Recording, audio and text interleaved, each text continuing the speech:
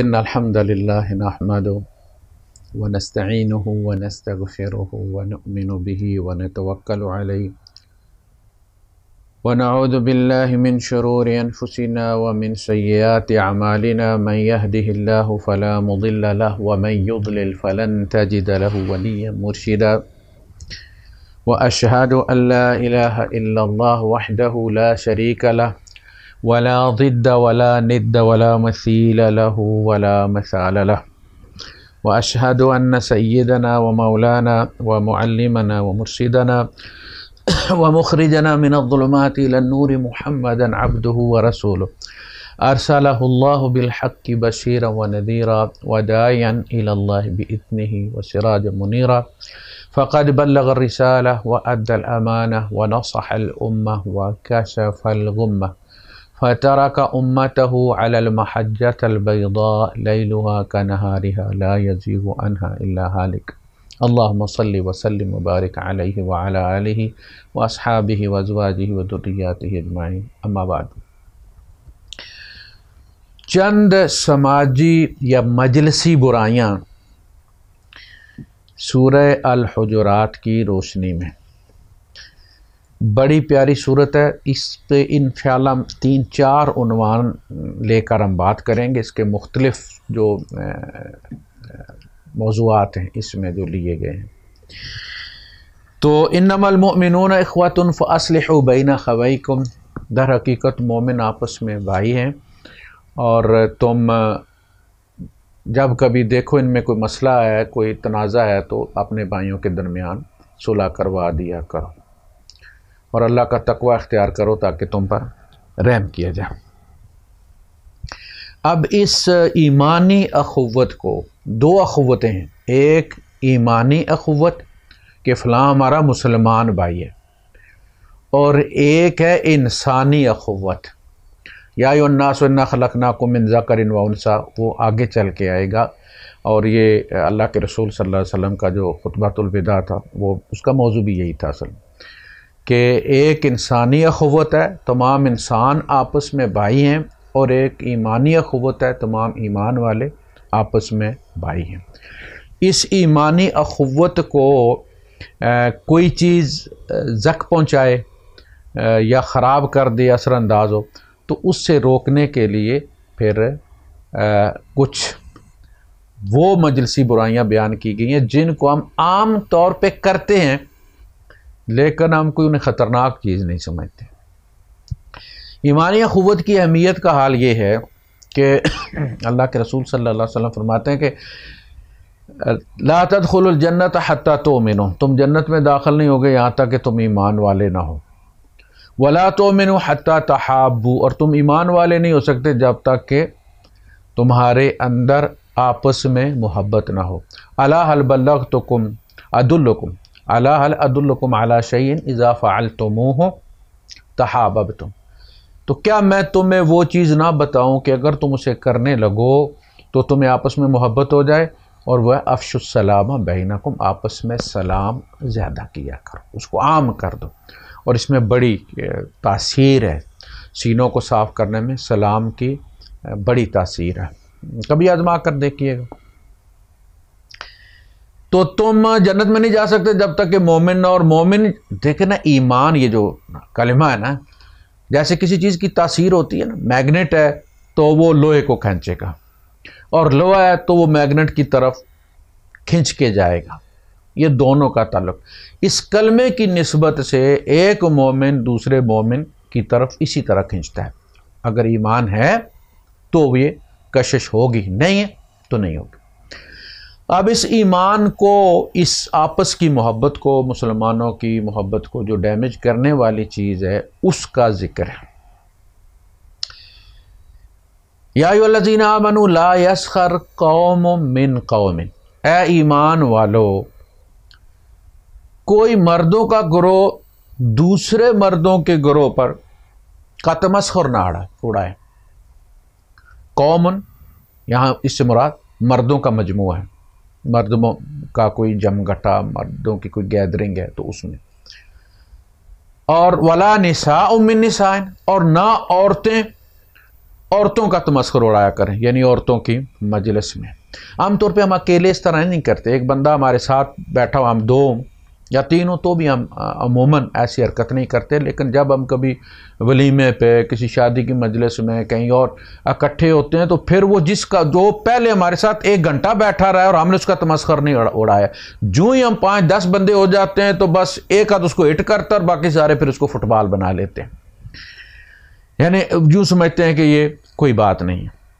اسی طرح عورتوں کا معاملہ ہے کہ وہ اکیلی ہوں گی تو بڑے سیریس ہو کے رہیں گی، ایک دوسرے کی تفصیلات پوچھیں گی، کچھ ڈسکس کریں گی، لیکن تمسخر نہیں اڑائیں گی۔ لیکن جو ہی 8-10 اکٹھی ہو جائیں گی، ان میں سے ایک سیٹی بجائے گی اور اس کے بعد باقی ساری جو ہے وہ بسم اللہ کر کے اس کے پیچھے ٹیم بن کے پھر لگ جائیں گی۔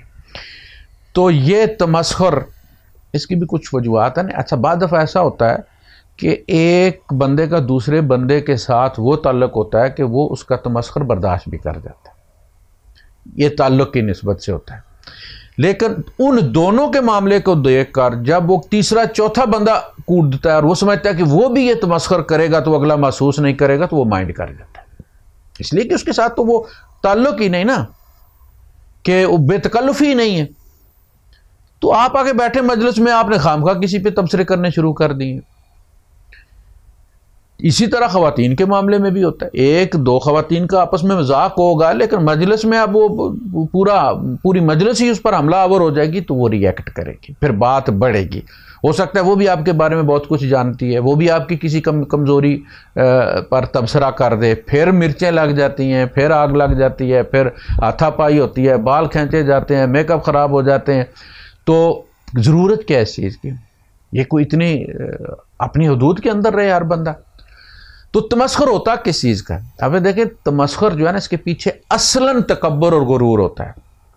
کسی کو اپنی آؤٹ لک کا تو غرور ہوتا ہے کہ وہ بہت خوبصورت ہے، کپڑے اس کے بڑی اچھی فٹنگ والے ہیں، گھڑی اس کی مہنگی ہے، چشمہ اس کا مہنگا ہے، گاڑی اس کی مہنگی ہے، تو وہ پھر اس کا اظہار اس تمسخر میں ہوتا ہے۔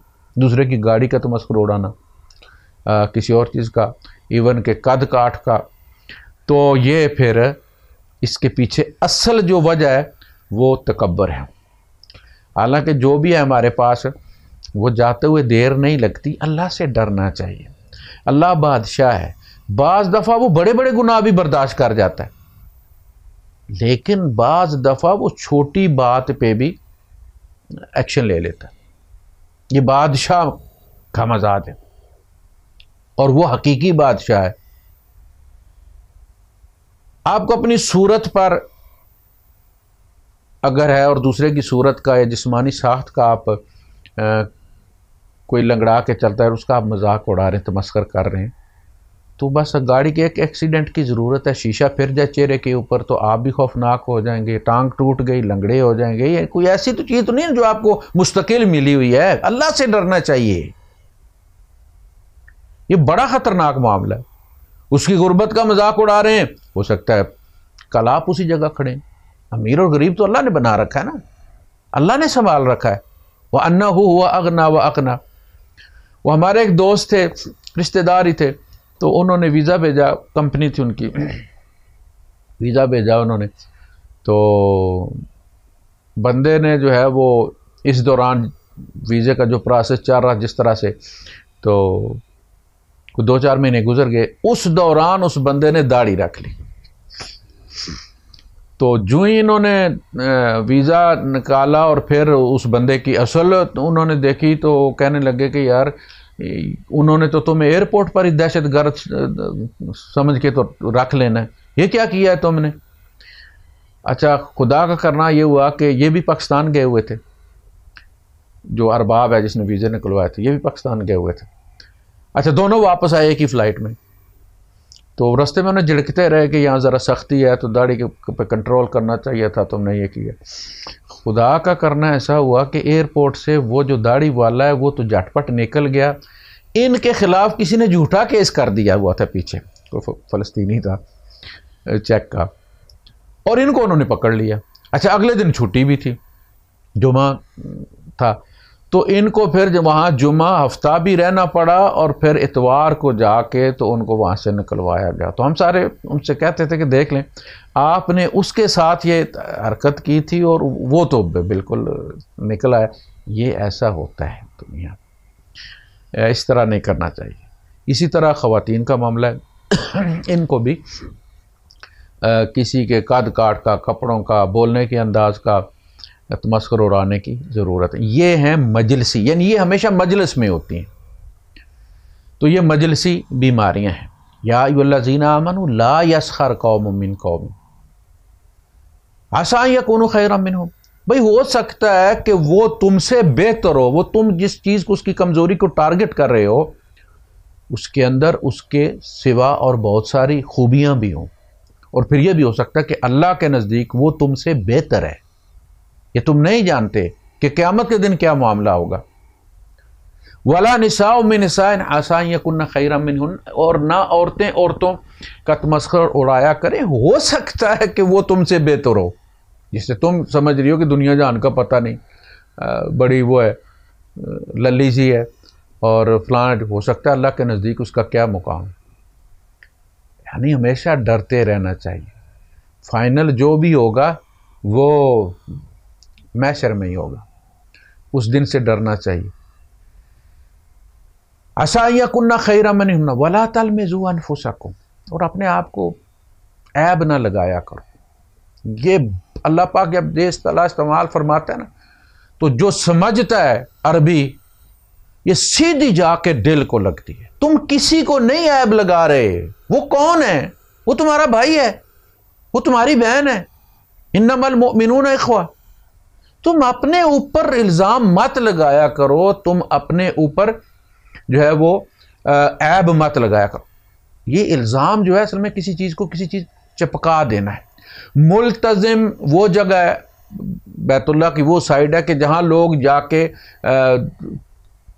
لپٹ کر جو ہے وہ روتے ہیں. لپٹ کر، اس کے ساتھ چپک کر، سینے چپکا کر اس کے ساتھ روتے ہیں، وہ ملتزم ہے. تو یہ جو آپ کسی پر عیب لگاتے ہیں وہ اصل میں چپکا دیتے ہیں، آپ سٹکر کی طرح اس پر لگا دیتے ہیں اور سوسائٹی اس کو لے کر چل پڑتی ہے پھر. تو یہ نہیں ہونا چاہیے. اپنے آپ کو عیب مت لگاؤ، اپنے آپ کو برا مت کہو، ایک دوسرے کے عیب مت نکالو کہ جی فلاں اس طرح سے، فلاں اس طرح سے. وَلَا تَنَابَزُوا بِالْأَلْقَابِ. ایک دوسرے کے برے لقب مت رکھا کرو، یعنی وہ لقب جو اس کو ناپسند ہو، جس سے اس سے کراہت ہو. باقی وہ جو اس کی شناخت ہو یا جس سے پیار سے لگتا ہو تو اس اور اگلا محسوس نہ کرتا ہو تو اس میں کوئی حرج نہیں ہے. لیکن ایسا کہ جس نام سے بلانے کو وہ ناپسند کرے، آپ وہ نام مت رکھا کریں اسے، اس کا وہ لقب اس کا مت استعمال کیا. بئس الاسم الفسوق بعد الایمان. ایمان لانے کے بعد تو فسق کا نام بھی برا ہے. کہنا کہ مومن کو گالی دینا فسق ہے، اور اس کو قتل کرنا کفر ہے. اس پہ ہم انشاءاللہ بات کریں گے بعد میں جب موضوع آئے گا قتال کا اسی صورت میں. تو یہ فسوق کا نام کہ تم مومن اور تم فسق کر رہے ہو. جو بندہ جتنا صاف ستھرا ہوتا ہے اس کا داغ زیادہ نمایاں ہوتا ہے. تو اللہ پاک کہتا ہے کہ مومن کے ساتھ فسق کا جو دھبا ہے یہ تو بڑی بری چیز ہے، نہیں ہونا چاہیے. وَمَن لَّمْ يَتُبْ. اگر یہ سن کر بھی یہ کوئی توبہ نہیں کرتا، یعنی اللہ کا حکم سنایا جا رہا ہے نا، اور کوئی بندہ نہیں کہتا دل کے اندر کہ جو ہو گیا سو ہو گیا، اللہ پاک معافی دے گے، مجھے آئندہ توفیق دے، میں یہ نہیں کروں گا، فَأُولَٰئِکَ هُمُ الظَّالِمُونَ. ایک تو ہوتا ہے نا کہ چلو بندے پہ نسیان ہے، دھیان نہیں اس طرف، لیکن سن کے بھی اللہ کی آیا پھر بھی دل میں توبہ کا داعیہ پیدا نہ ہو، اس کا مطلب ہے کہ گڑبڑ ہے، کہیں نہ کہیں گڑبڑ ہے. دل میں شقاوت آ گئی ہے، یا اللہ کی نظروں سے بندہ گر پڑا ہے، دور ہو گیا ہے، کوئی نہ کوئی وجہ. اس کے بعد اگلا گناہ ہے بدگمانی. یا ایھا الذین آمنوا اجتنبوا کثیرا من الظن. اے ایمان والو کثرت زن سے مراد ہے بدگمانی، اکثر بدگمانی سے پرہیز کیا کرو، اجتناب کیا کرو، یعنی ہر چیز کی بنیاد گمان پہ رکھنا کہ اس نے ایسا کہا ہوگا، اس نے ایسے کیا ہوگا، اس نے کیا کہا ہوگا. تو نا کہ دیکھو تم اگر بنیاد رکھتے ہو کسی چیز کی تو علم کی بنیاد پر وہ معاملہ کرو، تمہیں پتہ چلا ہے، وثوق ذرائع سے پتہ چلا ہے، باوثوق ذرائع سے. اور کوئی بات تمہیں کسی کے بارے میں بتائی جاتی ہے تو اپنی جگہ اس بات کو سچ سمجھ کر پلے باندھ لینا جب تک کہ تحقیق نہ کرو. اچھا جو بھی بات بتائی جاتی ہے عموماً کہا جاتا ہے کہ آگے نہیں کرنی، بہن اس کو دسنا نہیں ہے تم نے. اسی طرح وہ کہتا ہے یار میں بات تمہیں بتا رہا ہوں لیکن تم نے، اور اللہ کہہ رہا ہے کہ دسو ان جاکم فاسق بنبأ فتبینوا، دسو. اس کو بھی پتا ہو کہ اگر میں نے کی تو یہ تحقیق کرے گا، اور ایسے بندے کے ساتھ کوئی بات کرتا بھی نہیں. جو بات کی تحقیق کرتا ہے نا اس کے ساتھ پھر ہر بندہ جو ہے وہ جو اس کو عوامی ٹوائلٹ سمجھ کے آ کے پھینک جاتا ہے وہاں پہ گند، وہ پھر کرتا بھی نہیں کہ یار اس کو بتائیے تو ابھی جا کے پوچھ لینا اس سے. ایسے بندے سے کوئی نہیں کرتے اس سے کہ جو زہر بنا کے اس بات کو اپنے اندر رکھ لیتا ہے اور جا کے تحقیق نہیں کرتا. اللہ کہتا ہے کہ فتبینوا، اس بات کو ظاہر کرو، جا کے تحقیق کرو، دسو، اس بندے سے جا کے پوچھو. اور وہ بندہ کہتا ہے کہ دسنا نہیں. اب بتائیں، ایک طرف اللہ آپ کو کہہ رہا ہے دسو اور وہ بندہ کہتا ہے کہ بتانا نہیں. اللہ کہتا ہے بتاؤ، تحقیق کرو. تو آپ اس بندے کی بات مان لیتے اور اللہ کے نہیں مانتے. آپ کس جگہ کھڑے ہیں؟ ہم کہاں کھڑے ہیں؟ بات معمولی سی ہے، اور یہ معمولی جو بات ہے نا یہی وہ پل صراط ہے جس کے بارے میں کہا گیا ہے نا کہ بال سے باریک اور تلوار سے تیز. وہ یہ ہے، اس قسم کے معاملات ہیں کہ بظاہر بال سے باریک ہیں لیکن دوستیاں توڑنے میں، رشتے ناطے کاٹنے میں یہ تلوار سے بھی تیز ہوتی ہے. یہ بات کہ جی ایک زہر خود اپنے اندر پالنا شروع کر دیا بدگمانی کا، اور دوسرے سے جا کے پوچھا نا، اور اگر پوچھ لو تو پتہ چلے کہ وہ تو جھوٹ ہے، جان بوجھ کے کسی نے وہ بات کی ہے. اجتنبوا کثیرا من الظن ان بعض الظن اثم، بعض گمان بھی گناہ ہوتے ہیں. یعنی بدگمانی جو ہے یہ اپنی ذات میں گناہ ہے. کسی مومن کے بارے میں، اپنے کسی عزیز کے بارے میں، کسی خونی کے رشتے میں بدگمانی جو ہے وہ بری چیز ہے. اچھا دیکھیں اللہ پاک کتنا خیال کرتا ہے کہ یہ جو ہمارے ارحام کے رشتے ہیں، جو آپس کی محبت ہے، اس کو کوئی داغ نہ لگے. اب دو بہنوں کا ایک بندے کے ساتھ شادی کرنا، یعنی دو بہنوں کا ایک شخص کے نکاح میں جڑنا، اکٹھا ہونا، اللہ پاک نے حرام کیا ہے. لاجیکلی آپ دیکھیں تو یہ بڑی معقول بات نظر آتی ہے کہ دونوں بہنیں ایک دوسرے کو اچھی طرح جانتی ہیں، پھر بہنیں ہیں، خونی رشتہ ہے، تو ایک دوسرے کی فطرت جانتی ہیں، بچپن سے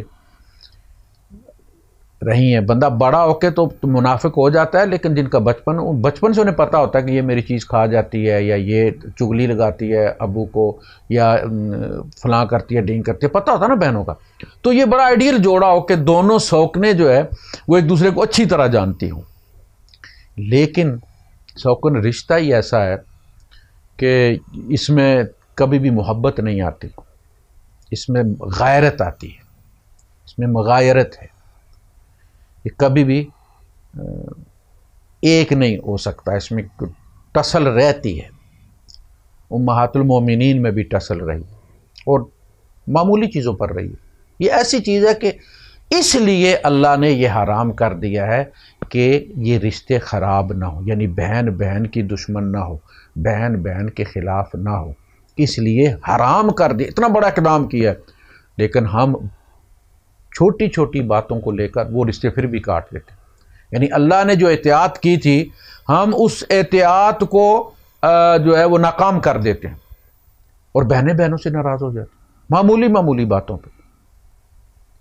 تو اس لیے یہ جو بدگمانی ہے نا، یہ اور پھر کثرت سے کسی نے کہا یا نہیں کہا، عام طور پہ مجلس سے نکلے، شوہر نے کوئی اچھے سے کپڑے نہیں پہنے ہوئے تھے، شوہر عموماً اسی طرح کرتے ہیں، کہیں جانا ہے وہ اٹھاتے ہیں چابی، چلو بھائی اب وہ کپڑے اس کے استری ہوئے ہیں نہیں ہوئے، 2 دن کے ہیں، کالر کا کیا معاملہ ہے، کہیں سے بٹن ہو سکتا ہے ٹوٹا ہوا ہو. تو مردوں کو اس کی کوئی پرواہ نہیں ہوتی، اس لیے کہ وہ جس کے گھر جا رہے ہیں وہاں کا مرد اس کے بٹن نہیں دیکھتا، نہ ان پہ وہ تبصرہ کرتا ہے، نہ اس کے اٹھ جانے کے بعد وہ بیوی کو کے پاس بیٹھ کے جا کے تمسخر اڑائے گا کہ اس کے دیکھو بٹن ٹوٹا ہوا تھا، یا اس کے کپڑے استری نہیں تھے، یا یہ کبھی مردوں میں یہ اللہ پاک نے رکھی نہیں ہے یہ چیز. تو وہ اتنا پھر ٹینشن لیتے بھی نہیں، چل پڑتے. لیکن وہ وائف جو ہوتی ہے وہ جس طرح یہ چاہتی ہے کہ اس کی جوتی اچھی ہو اور چم چم کر رہی ہو اور کپڑے اور دوپٹہ اور فلاں اور ڈینگ اور میک اپ، اس طرح بھی چاہتی ہے کہ اس کا شوہر بھی ساتھ جب چلے تو بے عیب ہو، اس نے اچھے کپڑے بھی پہنے ہوں اور شوہر نے نہ پہنے ہو، تو وہ سمجھتی ہے کہ یہ میری کمزوری ہے، یہ میرے ساتھ میرا ناک کٹوائے گا یہ.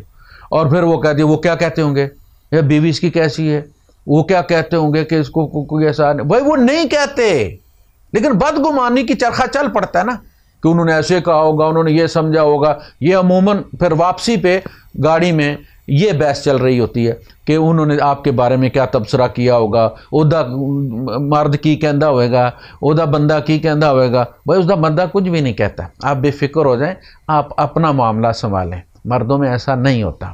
لہذا بدگمانی جو ہے یہ عموماً رشتے توڑتی ہے، گھر اجاڑتی ہے. اجتنبوا کثیرا من الظن ان بعض الظن اثم ولا تجسسوا، اور جاسوسی نہ کرو، تجسس سے کام مت لیا کرو.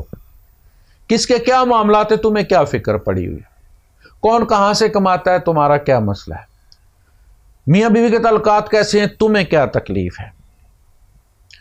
یعنی یہ جو ہے نا تجسس، یہ خیر لے کر کبھی بھی نہیں آتا. اگنور کریں، آپ اپنی ذات تک محدود رہیں، سوکھے رہیں گے، اتنا کچرا بھی اکٹھا نہیں ہوگا، آپ کے دماغ پر سپیس بھی بچی رہے گی. جس طرح ہوتی ہے نا آپ کے موبائل کی سپیس ہوتی ہے میموری کی، اسی طرح انسان کے دماغ کی بھی ہوتی ہے. خواہ مخواہ کا کچرا اس میں بھر کے تو اپنے آپ کو ہر وقت جو ہے دماغ کو ٹینشن میں رکھنا یہ ضروری نہیں ہے. ولا تجسس، تجسس مت کرو، اس لیے کہ اس کے نتیجے میں پھر غیبت پیدا ہوتی ہے. وہ جو آپ نے ساری چیزیں اکٹھی کی ہیں، اب آپ جب تک ڈسکس نہ کریں کسی کے ساتھ تو رانجھا تو راضی نہیں ہوگا نا. وہ ساری جو محنت آپ نے تجسس کر کے 5-10 عورتوں سے نچوڑی ہے، وہ اب اگر کسی کے ساتھ ڈسکس نہیں کریں گی تو کلیجہ پھٹ جائے گا. وہ کرنی ہے. پھر خاص کر کے بھلا وہ پاکستان والوں کو پیکیج دیتے ہیں، وہ کہ لاؤ جی ساری رات جو ہے وہ آپ ادھر گزاریں، یہ کریں. یہ غیبت کارنر جو ہے یہ پھر جنم لیتا ہے اس جاسوسی سے. جو آپ نے اکٹھا کیا ہوا ہے بریکنگ نیوز وہ آپ نے سنانی ہے، تب جا کے آپ کا کھانا بھی ہضم ہونا ہے. تو جاسوسی مت کریں. اگر کوئی بات پتہ چل گئی ہے تو اس کو بھول جائیں، اس کو اگنور کریں.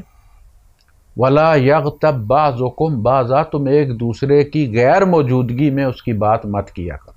اصل میں لفظ غیبہ جو ہے نا وہ بنا اسی سے، غیابت سے ہی بنا ہے کہ جب کوئی وہاں موجود نہیں، جو غائب ہے اس کو ڈسکس نہیں ہونا چاہیے، اس کو ڈسکس نہیں ہونا چاہیے، اس پہ تبصرہ نہیں ہونا چاہیے. اس لیے کہ وہ ایک لاش کی طرح ہے جس پہ آپ کچھ بھی الزام رکھ دیں وہ دفاع نہیں کر سکتے. اور اللہ نے مثال دی ہے، أَيُحِبُّ أَحَدُكُمْ أَن يَأْكُلَ لَحْمَ أَخِيهِ مَيْتًا فَكَرِهْتُمُوهُ، کیا تم یہ پسند کرتے ہو کہ تم میں سے کوئی اپنے مردہ بھائی کا گوشت کھائے؟ فَكَرِهْتُمُوهُ، اس سے تو تمہیں بڑی کراہت آتی ہے. یعنی یہ مثال ہی ایسی ہے کہ تمہیں کراہت آ جاتی ہے کہ بھائی کا کوئی گوشت کھاتا ہے، لیکن تم بڑے مزے سے کھاتے ہو، روزے میں کھاتے ہو. وہ 2 خواتین کے بارے میں کسی نے آ کے بتایا کہ اللہ کے رسول ان کی حالت بڑی بری ہے، تو کیا وہ روزہ توڑ دیں؟ تو اللہ کے رسول صلی اللہ علیہ وسلم نے فرمایا کہ روزہ اتنا بھی تنگ نہیں کرتا، انہیں بلاؤ. تو بلا کے اللہ کے رسول صلی اللہ علیہ وسلم نے ان کو ٹھیکرا دیا، دونوں کو الگ الگ کا کہ اس میں کیا کرو. انہوں نے انگلی دی اور کیا کی. تو یہ دیکھنا یہ معجزہ ہے بھی. نبی کی موجودگی میں صحابہ کو ایسے نہیں کہا گیا تھا کہ بس خاموش رہا کرو، جو کہا جائے وہ کر دیا کرو، جسے روکا جائے رک جایا کرو. وہ ٹھیکرے میں خون کے لوتھڑے سے تھا، تو آپ نے فرمایا کہ تمہیں روزہ تنگ نہیں کر رہا تھا، تم دونوں نے اپنی کسی بہن کا گوشت کھایا ہے، بیٹھ کے غیبت کی ہے، اور یہ گوشت تمہیں تنگ کر رہا تھا، روزہ نہیں تنگ کر رہا تھا۔ تو اللہ پاک نے فرمایا کہ وہ، یعنی مثال سے بتایا کہ وہ بندہ جو ایسے ہی ہے جیسے مرا ہوا ہے، کالعدم جو ہے وہاں ہے ہی نہیں ہے، تو اب اس کے بارے میں جو مرضی ہے تم الزام لگا دو، جو مرضی ہے اس کے پلے باندھ دو، اور جن کو بتا رہے ہو تم وہ اٹھ کے لے کے چلے جائیں گے اور وہ آگے پھیلا دیں گے۔ جس طرح کورونا ہے، ایک کو لگا 10 کو لگے گا، یہ غیبت بھی یہی کام کرتی ہے کہ آپ نے کسی کے بارے میں کوئی تبصرہ کر دیا اور وہ تبصرہ 8 بندے 10 بندے وہاں سے لے کے نکلے اور انہوں نے 10 کو وہ پہنچایا اور جناب علی جھٹ پٹ وہ 100 بندہ ہو گیا اور وہ آپ کے گلے میں پڑ گیا۔ اس لیے کہ جس طرح صدقہ جاریہ ہوتی ہے نا نیکی، اسی طرح بدی بھی ہوتی ہے صدقہ جاریہ، وہ برائی بھی جو پھیلتی ہے تو آپ کو آپ کا شیئر ملتا ہے کہ شروع اس نے کی تھی۔ بڑے خطرناک معاملات۔ تو ایحب احدکم ان یاکل لحم اخیہ میتا فکرہتموہ واتقوا اللہ، اللہ کا تقوی اختیار کرو، ان اللہ تواب الرحیم، اللہ توبہ قبول کرنے والا تواب ہے اور رحم کرنے والا ہے۔ یہ اشارہ دیا گیا ہے کہ تم توبہ کر لو، اور یہ کتنی آسان بات ہے کہ بندہ اپنے 100 سال کے گناہ صرف ایک جملے سے کہ اللہ مجھ سے غلطی ہو گئی، مجھے معاف فرما دے، ان سے بھی جو یاد ہیں اور وہ بھی جو مجھے یاد نہیں ہیں، یعنی جو کر کے میں بھول گیا وہ بھی معاف فرما دے، اور جو مجھے یاد ہیں وہ بھی، جو میں نے ہنسی مذاق میں کہ یہ اللہ کے رسول صلی اللہ علیہ وسلم کی دعا کا ترجمہ ہے کہ جو میں نے ہنسی مذاق میں کیے ہیں اللہ پاک وہ بھی مجھے معاف فرما دے، اور جو میں نے سیریس ہو کے سنجیدگی سے کیے ہیں، پلاننگ کے ساتھ کیے ہیں، وہ بھی معاف فرما دے، اور جو مجھے یاد ہے وہ بھی، اور جو مجھے یاد نہیں ہے تجھے تو یاد ہے تو معاف فرما دے، رات میں کیے ہیں وہ معاف فرما دے، دن میں کیے ہیں وہ معاف فرما دے۔